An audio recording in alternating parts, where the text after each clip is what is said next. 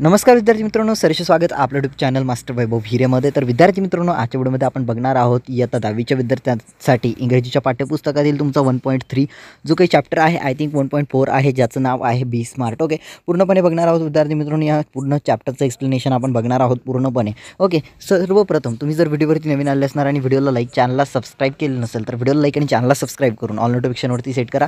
या आधी तुमचं जे काही पहिली पोयम होती जिचं नाव होतं विद्यार्थी मित्रांनो टीनेजर्स प्लेयर, त्यानंतर 1.2 and encounter of special kind 1.3 basketball of moonlight, सर्व काही आपण कव्हर केलं आहे एक्सप्लेनेशनसोबत. जर तुम्ही त्या व्हिडिओज बघितलेले नसतील तर प्लेलिस्टची लिंक तुम्हाला डिस्क्रिप्शनमध्ये मिळेल, त्यावरती जा आणि तुमचा पूर्ण सिलेबस तुम्ही कव्हर करू शकता. खूप छान पद्धतीने तुम्हाला ते समजवण्यात आलेलं आहे. ओके, चला बी स्मार्टला स्टार्ट करूया विद्यार्थी मित्रांनो. बी स्मार्ट म्हणजे काय? बी स्मार्ट म्हणजे हुशार व्हा किंवा विद्यार्थी मित्रांनो जागरूक व्हा किंवा विद्यार्थी मित्रांनो याचा अर्थ तुम्ही असाही घेऊ शकता की जाणते व्हा. ओके, आपण असं घेऊयात हुशार व्हा किंवा जाणते व्हा. तर चला सुरू करूया. आपल्याला चॅप्टर खूप मिनिममच्या वेळेमध्ये समाप्त करायचं आहे. तर चला मी सुरू करतो या चॅप्टरला. सर्वप्रथम विद्यार्थी मित्रांनो, तुम्हाला जे काही समजणार आहे त्याचं मनन करायचं आहे. Champions aren't made in gym म्हणजे विद्यार्थी मित्रांनो चॅम्पियन जे काही आहेत, चॅम्पियन्स माहिती आहे ना तुम्हाला, जसं की आपण म्हणतो चॅम्पियन प्रत्येक गोष्टीसाठी. ओके, कोणती गोष्ट आहे, लाईक आपण टीचिंग आहे, टीचिंगमध्ये ओके टीचिंग आहे म्हणजे शिकवणे आहे, किंवा रनिंग आहे, रनिंगमध्ये तो चॅम्पियन आहे. ओके, रनिंगमध्ये काय आहे विद्यार्थी मित्रांनो, तो चॅम्पियन आहे. परंतु चॅम्पियन कसा झाला, तो काही जिममध्ये जात होता का, किंवा विद्यार्थी मित्रांनो तो कुठेतरी कोचिंगला जात होता का रनिंग करण्यासाठी? अजिबातही नाही. Okay, champions are made from something they have deep inside them, a desire, a dream, a vision.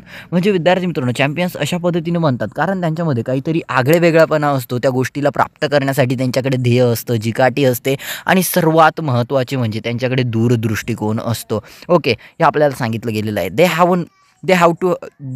To have the skill and will. म्हणजेच विद्यार्थी मित्रांनो त्यांच्याकडे स्किल्स असतात, म्हणजेच त्यांच्याकडे कला कौशल्य असतं आणि ते प्राप्त करण्यासाठी त्यांच्याकडे ती विलही असते. विद्यार्थी मित्रांनो स्किल्स म्हणजे तुम्हाला माहिती आहे कला कौशल्य. ओके नाही, स्किल्स म्हणजे काय विद्यार्थी मित्रांनो? कला कौशल्य. ओके नाही, खूप इम्पॉर्टंट आहे स्किल्स म्हणजे कोणतंही कौशल्य असणं एकदम इम्पॉर्टंट आहे. अभ्यास करतोय किंवा रनिंग करतोय किंवा कोणाला तरी पागल बनवतोय ही देखील एक स्किल आहे. कुणाला तरी इम्प्रेस करतोय ही देखील स्किल आहे. कुणाला तरी सोबत चांगलं बोलतोय ही देखील स्किल आहे. वाचणे कला आहे. म्हणजे प्रत्येक गोष्टीची एक स्किल असते. आणि विल म्हणजे काय विद्यार्थी मित्रांनो? सपोज तुमच्याकडे स्किल आहे, ओके नाही, तुमच्याकडे पण विल नसेल तर तुम्ही ती करू शकत नाही. लाईक विद्यार्थी मित्रांनो 1 किलोमीटरची रनिंग आहे, तुम्ही रनिंगमध्ये खूप हुशार आहात, रनिंगमध्ये चॅम्पियन आहात, तुम्ही नंबर काढू शकता, परंतु तुम्हाला त्या रनिंगमध्ये जर पार्टिसिपेटच व्हावं असं वाटत नाही आहे तर तुमचा यामध्ये काही फायदा नाही. तर विद्यार्थी मित्रांनो विल म्हणजे काय? कोणत्या गोष्टीमध्ये पार्टिसिपेट करणे किंवा त्या गोष्टीची इच्छा. विल म्हणजे विद्यार्थी मित्रांनो इच्छा आणि स्किल म्हणजे कौशल्य. म्हणजे त्या गोष्टीला प्राप्त करण्यासाठी त्यांच्याकडे कला कौशल्य असतात, दूरदृष्टिकोन असतो, जिद्द व चिकाटी आणि स्वप्नपूर्ती देखील असते.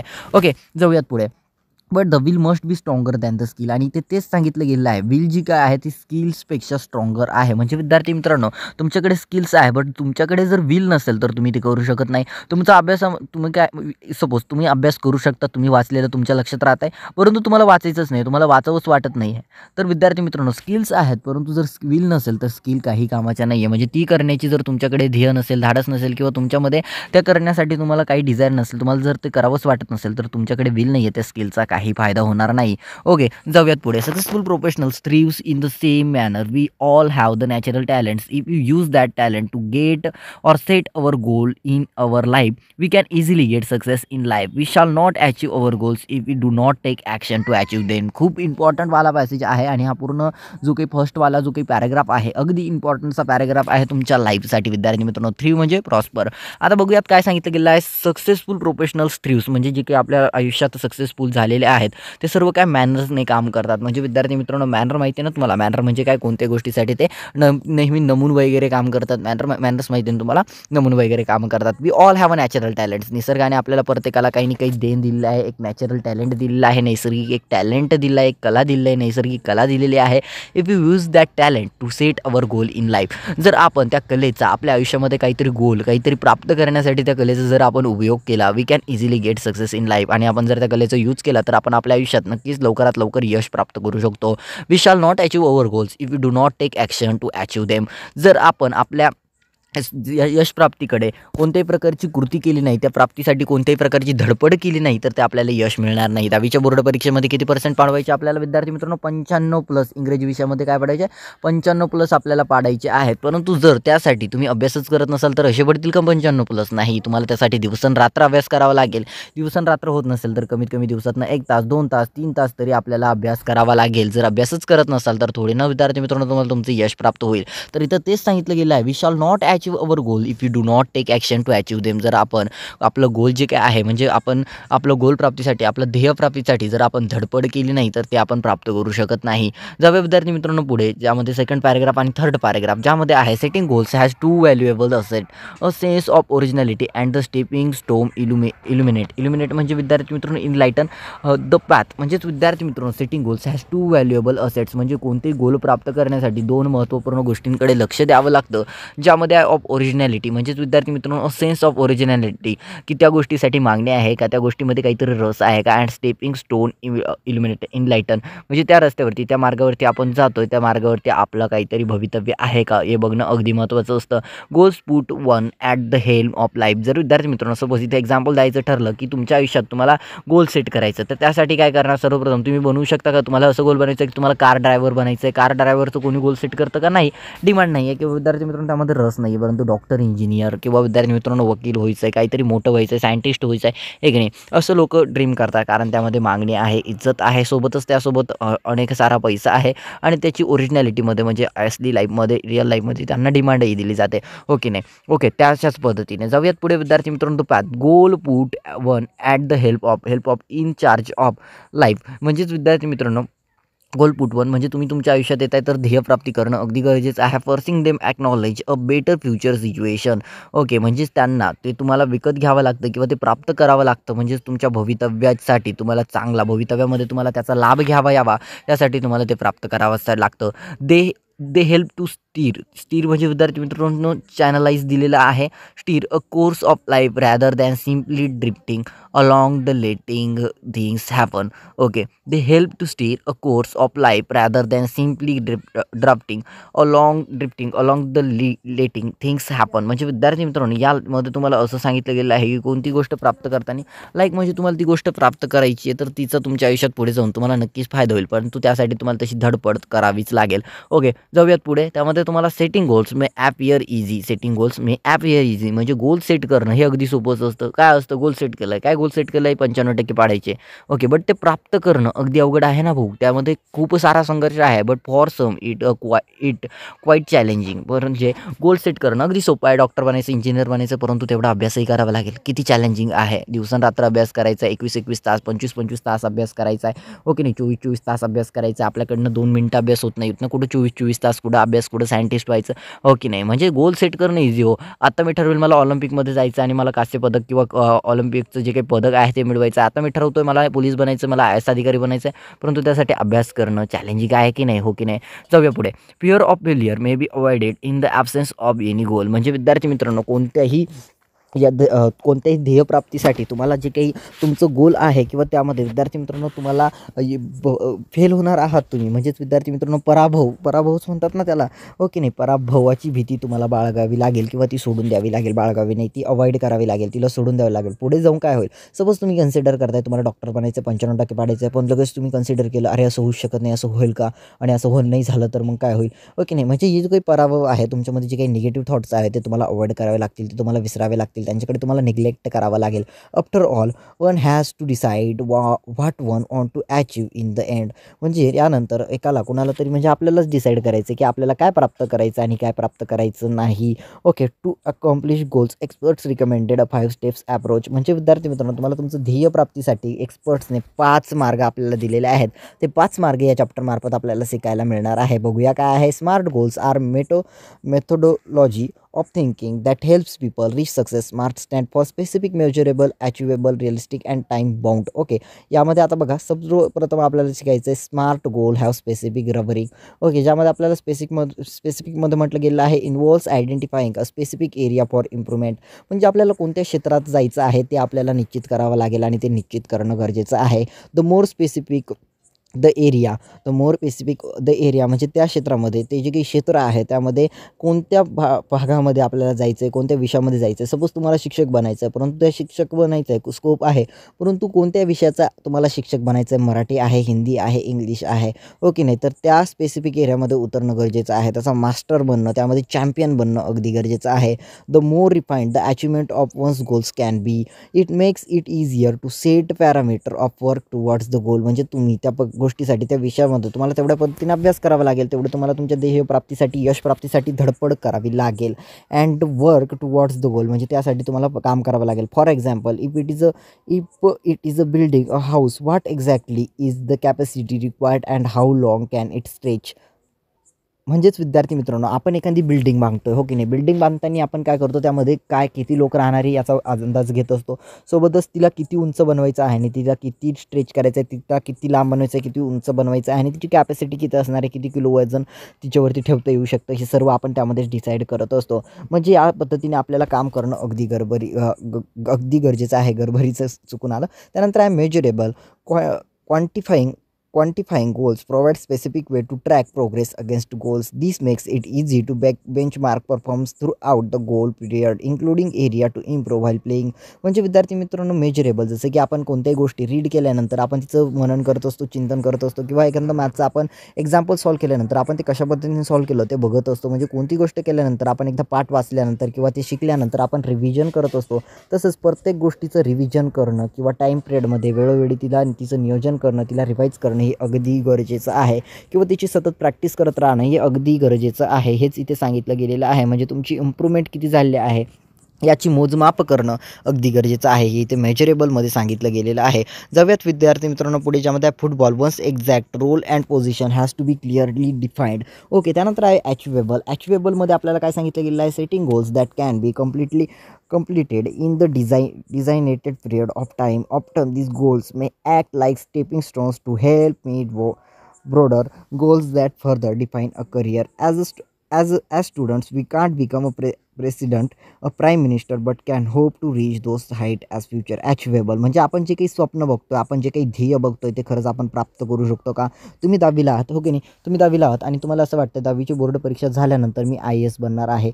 10वीची बोर्ड परीक्षा झाल्यानंतर मी IAS बनणार आहे आणि तुम्ही आता 10वीला आहात आणि तुम्हाला असं वाटतं प्राईम मिनिस्टर बनायचं आहे, नरेंद्र मोदीच्या जागी मला बसायचं आहे, किंवा जो कोणी आपला प्राईम मिनिस्टर आहे त्याच्या जागेवरती मला जायचं आहे आणि मला प्रधानमंत्री बनायचं आहे, मला मुख्यमंत्री बनायचं आहे. ही गोष्ट अचिवेबल आहे का. हो, तुम्ही स्वप्न बघताय, चांगलं आहे, परंतु विद्यार्थी मित्रांनो ते अचिवेबल आहे का. स्वप्न नेमकी अशी बघा जी तुम्ही अचीव करू शकता, हो की नाही. जी तुम्हाला इन्स्टंटेनियसली अचीव करायची आहे किंवा पुढे जाऊन अचीव करायची आहे, तर ती ड्रीम्स होते. बट अचिवेबल, जर तुम्हाला काही गोष्ट अचीव करायची आहे, अचिवेबल, तर गोल तुम्हाला अचिवेबल आणि ड्रीमेबल, हो की नाही.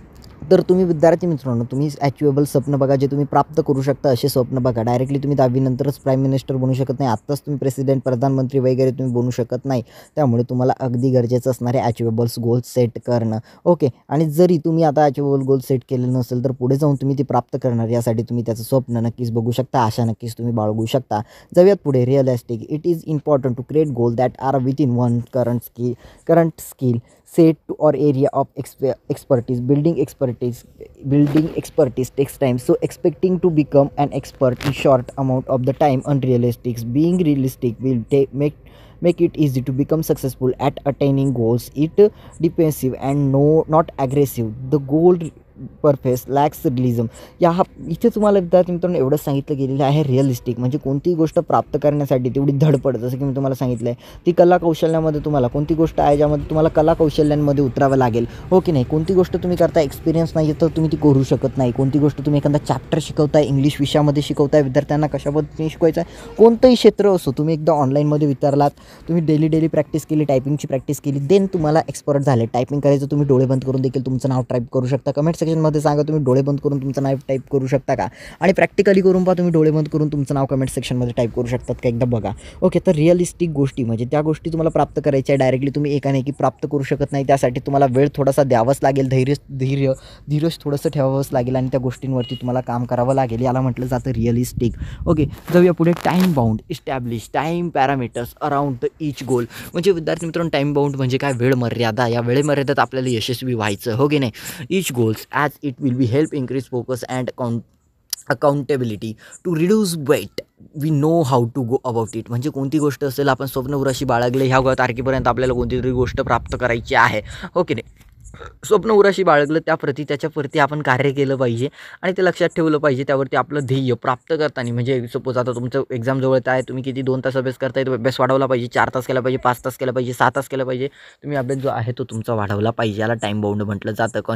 कन्सिस्टंट राहिले पाहिजे तुम्ही. त्यावरती कोणत्याही गोष्टीकडे डिस्ट्रॅक्शन न होता तुमचा अभ्यासावरतीच लक्ष केंद्रित व्हायला हवं. असं नाही की इंस्टाग्रामवरती मेसेज आला, इंस्टाग्रामवरती जातोय, फेसबुकवरती जातोय, रील्स बघतोय, थोड्या वेळ मी दुसरं एंटरटेनमेंट काहीतरी बघतोय, कोणते तरी कॉमेडी व्हिडिओज बघतोय. ह्या गोष्टी तुम्हाला सगळ्या सोडून तुम्हाला फक्त तुमच्या अभ्यासाकडे किंवा तुमच्या डेडलाईनकडे लक्ष द्यायचं. की सपोज आज सबमिशन आहे किंवा उद्या सबमिशन आहे आणि आज तुम्ही सिरियल बघताय, इम्पॉर्टंट आहे का नाही. तुम्ही काय करताय, लिहिता सिरियल बघताय, नॉट इम्पॉर्टंट. तुम्ही फक्त लिहिण्यावरती फोकस करा. सबमिशन तुमचं जे काही कंप्लीशन आहे त्यावरती तुम्ही फोकस करा. आणि एकच लक्षात असते की डेडलाईन आता उद्या आहे, उद्या ते सबमिट करायचं आहे. देन दॅट्स वाय की मला आज हे कंप्लीट करावंच लागणार आहे. Vision, wishes, intention and dreams are all valuable.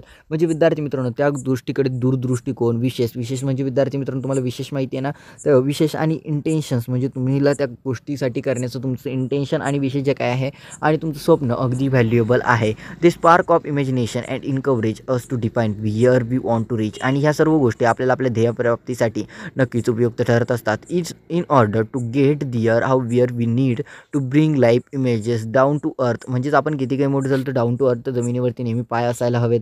And plan to execute our strategies. म्हणजे आपल्या प्लॅनला, म्हणजे आपल्या जे काही स्वप्न आहे त्याला साक्षात्कार करण्यासाठी, त्याला प्राप्त करण्यासाठी जे काही आपण योजना केलेल्या आहेत, जे स्ट्रॅटजीज केलेल्या आहेत, त्याला आपल्याला साक्षात आणायला हवं, त्याला अवलंबायला हवं. तर quality and quantity of energy we put forth directly impact the result. आणि quality of quantity and quantity म्हणजे विद्यार्थी मित्रांनो, क्वालिटी म्हणजे काय, किती उत्कृष्टपणे तुम्ही ते करतायत, आणि क्वांटिटी किती वेळ तुम्ही ते करतायत. ऑफ एनर्जी म्हणजे एनर्जीची, म्हणजे तुमच्या परिश्रमाची, हे अगदी महत्त्वाचं आहे आणि हे सुद्धा तुमच्या रिझल्टवरती डायरेक्टली इम्पॅक्ट टाकत असतं. लाईफ इज समथिंग लाईक ट्रम्पेटचा अर्थ काय आहे, life something like a trumpet. If you don't put anything we can't get anything out.